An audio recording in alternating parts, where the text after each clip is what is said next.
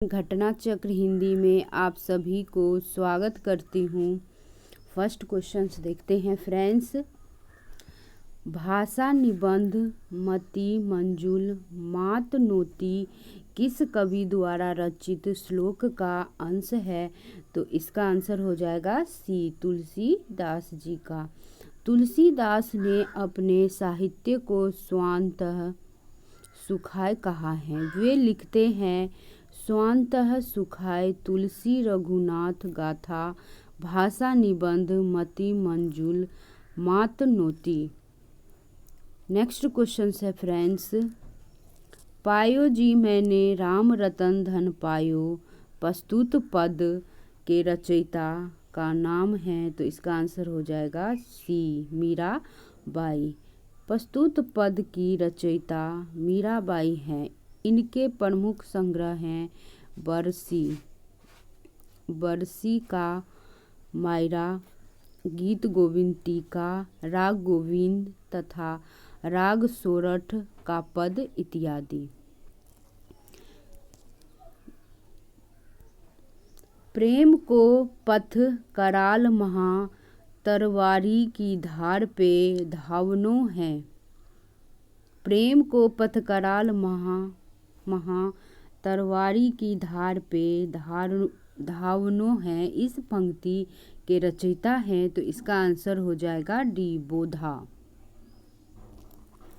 उपयुक्त पंक्तियों के रचयिता जो है वो बोधा है।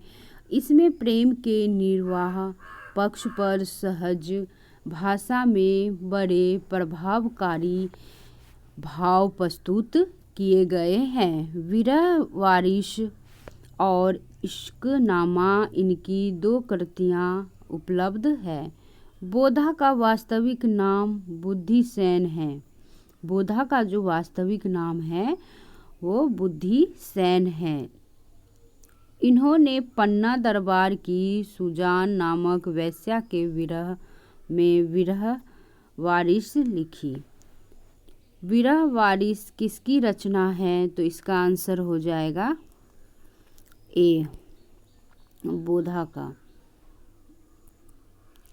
सगुण अलंकारन सहित दोष रहित जो होय शब्द अर्थ ताको कवित विबुध कहत सब कोई। काव्य विषयक यह परिभाषा इनमें से किस आचार्य कवि की है? तो इसका आंसर हो जाएगा ए, चिंतामणि।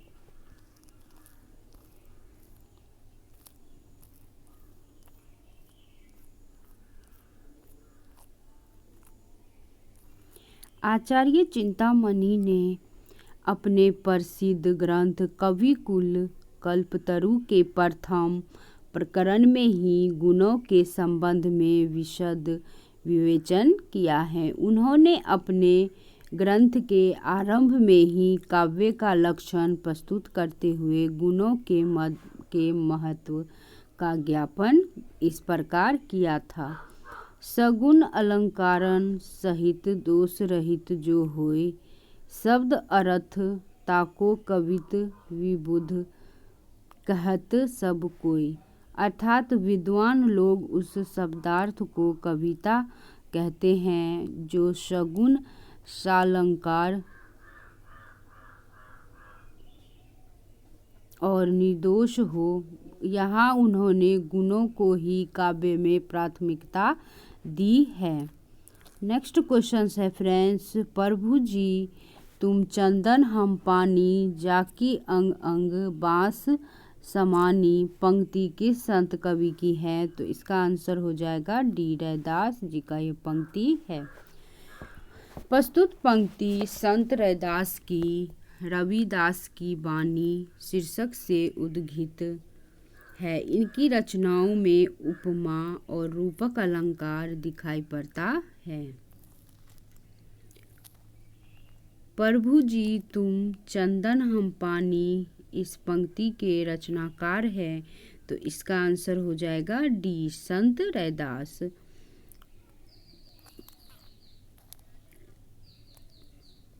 निम्नलिखित काव्य पंक्ति किस रचनाकार की है?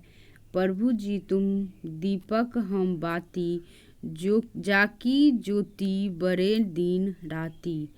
तो इसका आंसर हो जाएगा सी रैदास जी का। प्रभु जी तुम दीपक हम बाती, जाकी ज्योति बड़े दिन राती, यह काव्य पंक्ति रैदास की है। अपने भावों और विचारों की अभिव्यक्ति के लिए उन्होंने सरल व्यवहारिक ब्रजभाषा को अपनाया, जिसमें अवधी, राजस्थानी, खड़ी बोली और उर्दू फारसी के शब्दों का भी मिश्रण है। केशव कहीं न जाई का कहिए, यह पंक्ति किस कवि की है? तो इसका आंसर हो जाएगा सी तुलसीदास जी का। केशव कहीं न जाई का कहिए पद तुलसीदास कृत विनय पत्रिका का है। आगे क्वेश्चंस देखते हैं फ्रेंड्स। केशव कहीं न जाय का कहिए पंक्ति के रचनाकार है, तो इसका आंसर हो जाएगा सी तुलसीदास। केशव कहीं न जाय का कहिए यह पंक्ति किस रचनाकार की है? तो इसका आंसर हो जाएगा डी तुलसीदास जी का है। केशव कहीं न जाय का कहिए यह प्रसिद्ध पद किस काव्य कृति से उद्गीत है? तो इसका आंसर हो जाएगा डी विनय पत्रिका से।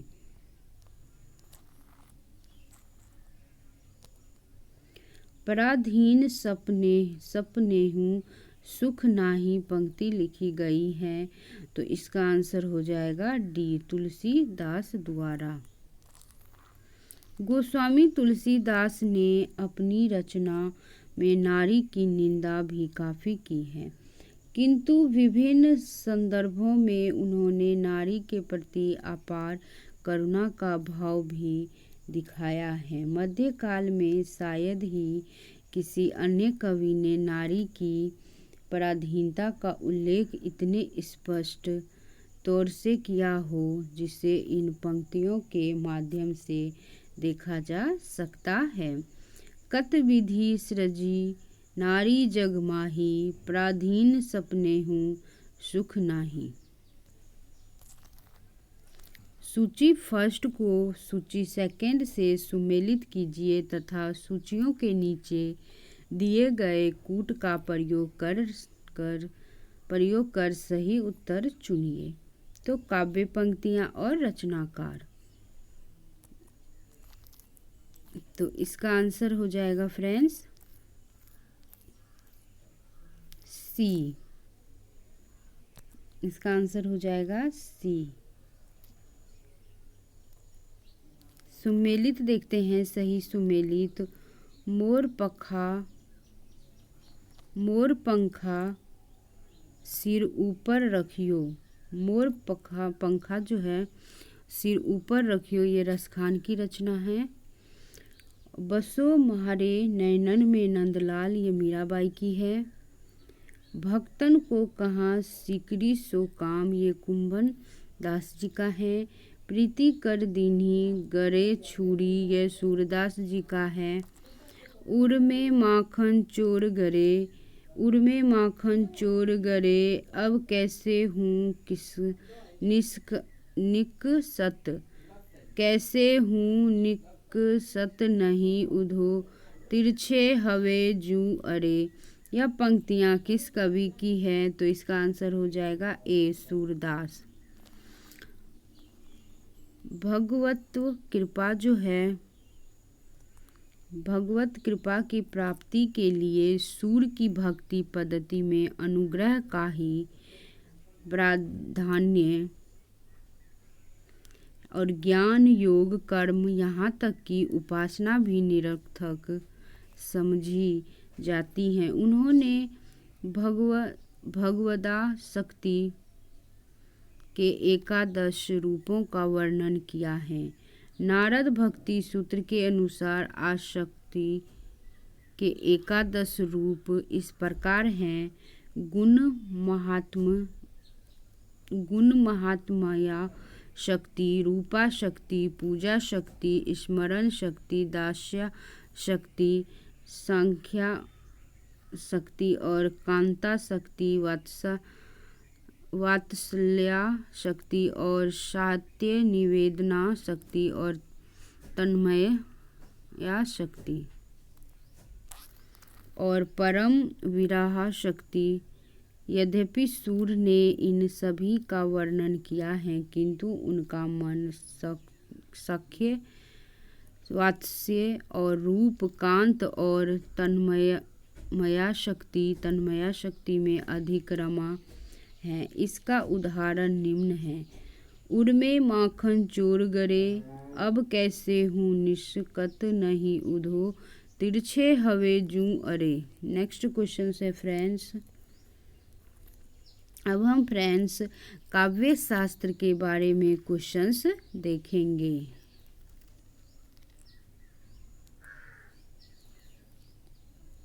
काव्य शास्त्र के फर्स्ट क्वेश्चन है फ्रेंड्स, काव्य संप्रदायों का सही विकास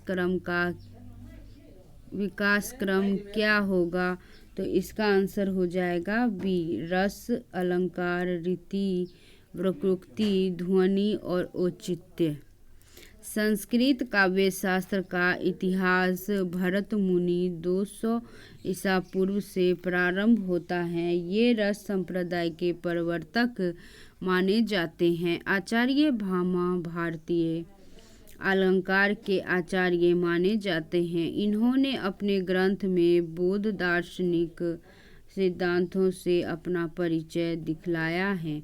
इस आधार पर भी इनको 5वीं-6वीं शताब्दी के मध्यकाल का ठहराया जाता है। संस्कृत के काव्य शास्त्रियों में वामन का विशिष्ट स्थान है। उन्होंने रीति को काव्य की आत्मा माना है और साहित्य जगत में रीति संप्रदाय नामक एक नवीन संप्रदाय को जन्म दिया है। आचार्य बलदेव उपाध्याय के मत में वामन का समय 800 ईसा के आसपास रखा जाना चाहिए। कुंतक काव्य शास्त्र के इतिहास में वक्रोक्ति जीवितकार के नाम से प्रसिद्ध है।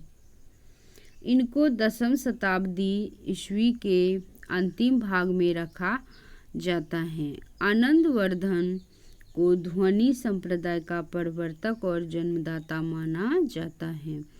इनका समय 9वीं शताब्दी ईस्वी का मध्य भाग सुनिश्चित किया गया है।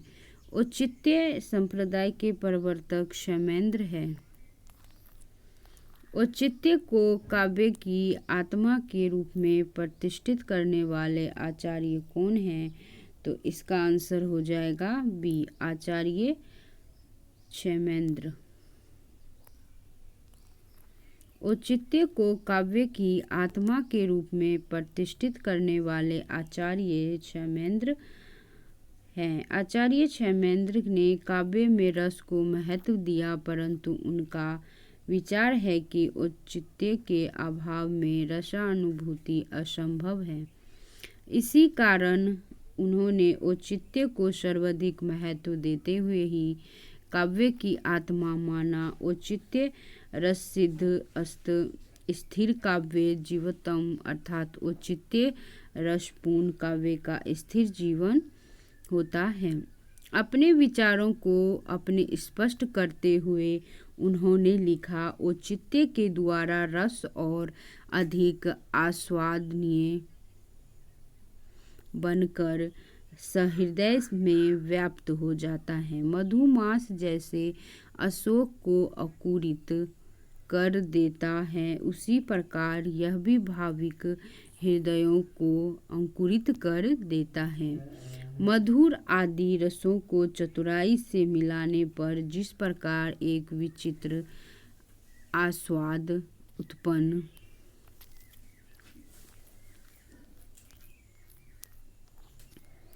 होता है, उसी प्रकार श्रृंगार आदि रसों को परस्पर समन्वित करने का एक विलक्षण रसानुभूति होती है।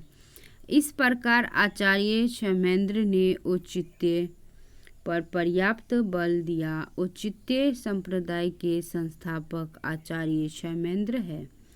क्षेमेंद्र ने औचित्य को इस प्रकार परिभाषित किया है: अनुरूप वस्तुओं के योग को आचार्य ने उचित माना है एवं उचित के भाव को औचित्य कहते हैं। औचित्यम प्राहुराचार्यः सदृशं किं यस्य यत् उचितस्य च यो भाव तदौचित्यं प्रक्षेन्दे। नेक्स्ट क्वेश्चन है फ्रेंड्स, ध्वनि को काव्य की आत्मा मानकर ध्वनि संप्रदाय का प्रतिपादन किसने किया? तो इसका आंसर हो जाएगा डी, आनंदवर्धन। भारतीय काव्य शास्त्र में विभिन्न सिद्धांतों या संप्रदायों का जन्म काव्य की आत्मा की खोज से जुड़ा हुआ है। ध्वनि सिद्धांत भी काव्य की आत्मा का अनुसंधान करने वाला सिद्धांत है। उसका केंद्र बिंदु है काव्य से आत्मा।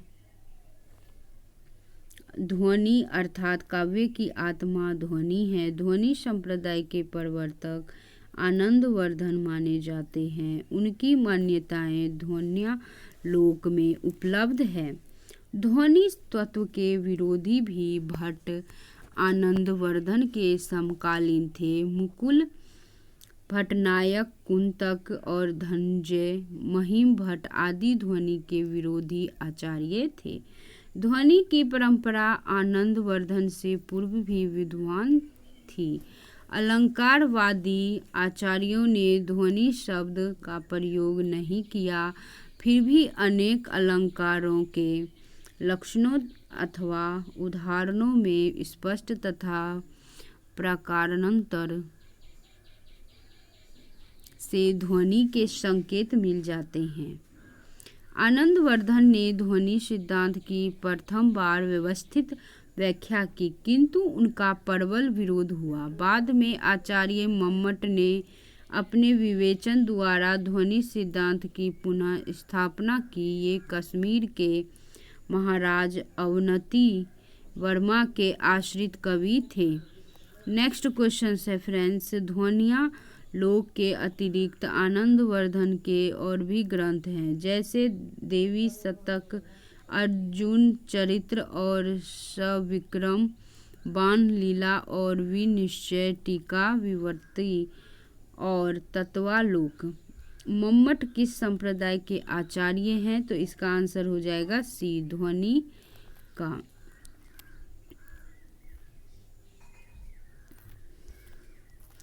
काव्य के विशिष्ट तत्व के रूप में ध्वनि शब्द का सर्वप्रथम प्रयोग किया, तो इसका आंसर हो जाएगा सी, आनंदवर्धन ने किया।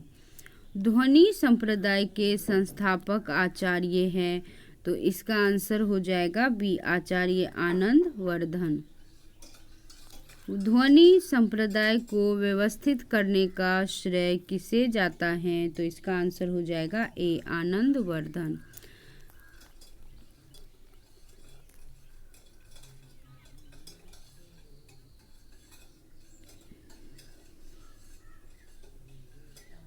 जबकि बलदेव उपाध्याय ने अपनी पुस्तक संस्कृत आलोचना संस्करण 1957 ईस्वी में स्पष्ट लिखा है कि ध्वनि के सिद्धांत को व्यवस्थित करने का श्रेय आचार्य आनंदवर्धन को प्राप्त है। जहाँ शब्द प्रत्यक्ष अर्थ को त्याग कर किसी और ही अर्थ की प्रतीति कराए जो उसके प्रत्यक्ष अर्थ की अपेक्षा अधिक चमत्कार पूर्ण हो। काव्य शास्त्र के अनुसार यह किसका लक्षण है? तो इसका आंसर हो जाएगा सी, ध्वनि का। जहाँ शब्द प्रत्यक्ष अर्थ को त्याग कर किसी और ही अर्थ की प्रतीति कराए जो उसके प्रत्यक्ष अर्थ की अपेक्षा अधिक चमत्कार पूर्ण हो।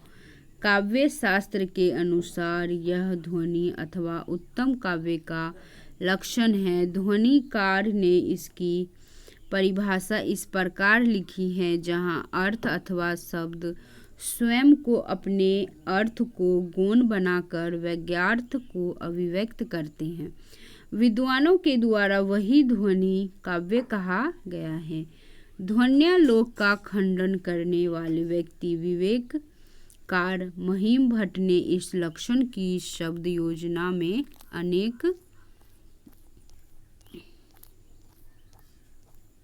अनेक दोष दिखलाए हैं। अतः एव मम्मट ने इसी लक्षण को शब्द भेद से प्रकार कहा है। विद्वानों का कहना है कि वाच्य से वाक्य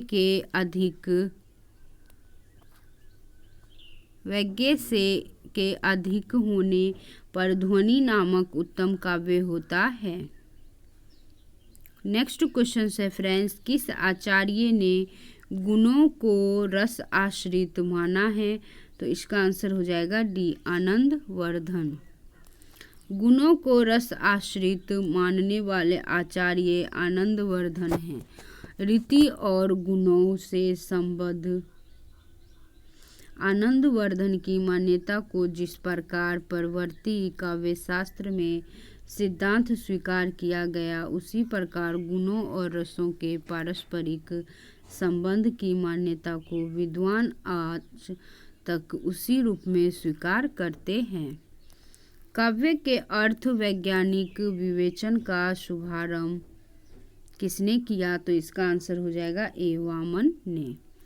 वामन काव्यांगों में व्यवस्था लाने के लिए सर्वप्रथम प्रयत्न करते दिखाई पड़ते हैं। वामन के अनुसार काव्यों के द्रव्य गुण की उत्पत्ति देश विशेष से नहीं होती। वैद्य भी गौरी पांचाली रीतियों का विवेचन वह काव्य गुणों की उत्कृष्टता के आधार पर करते हैं। ओज, प्रसाद, माधुर्य और सुकुमार्य, उदारता, श्लेष, क्रांति, समता, समाधि और अर्थ व्यक्ति नामक शब्द और अर्थ गुण से युक्त शैली उत्कृष्टतम होती है। यह एक सार्वभौमिक सत्य वामन प्रस्तुत करते हैं। इसका उदाहरण वैदभी रीति परक काव्य हैं। वामन ने कहा है कि जिस प्रकार रेखाओं में चित्र समा जाता है, उसी प्रकार इन रीतियों में काव्य समाविष्ट हो जाता है। वामन ने गुणों को अधिक महत्व देकर एक सीमा तक कवि की चित्तवृत्ति के योग को स्वीकार किया है। अर्थ गुणों में कवि की नूतन कल्पना को समाधि नाम से, रसों की उद्भावना क्रांति के नाम से तथा अर्थ को प्रौढ़ता ओज नाम से स्वीकार की गई है। जब तक मन स्थिर होता तब तक पद का रखना और हटाना ही होता रहता है। अलंकारों के विवेचन में भी वामन की दृष्टि में नवीनता मिलती है। वामन के अनुसार यमक के पश्चात सभी शब्द अलंकारों को उपमा का ही प्रपंच स्वीकार किया गया है। अतः स्पष्ट है कि काव्य में अर्थ वैज्ञानिक विवेचन का शुभारंभ वामन ने किया। वीडियो देखने के लिए friends thank you so much. अगर चैनल को सब्सक्राइब नहीं किया तो प्लीज़ चैनल को सब्सक्राइब कीजिए, क्योंकि ये वीडियो आपके लिए बहुत ही महत्वपूर्ण है। एस्टेट और TRE 4 के लिए घटना चक्र सीरीज चल रहा है। वीडियो देखने के लिए थैंक यू सो मच।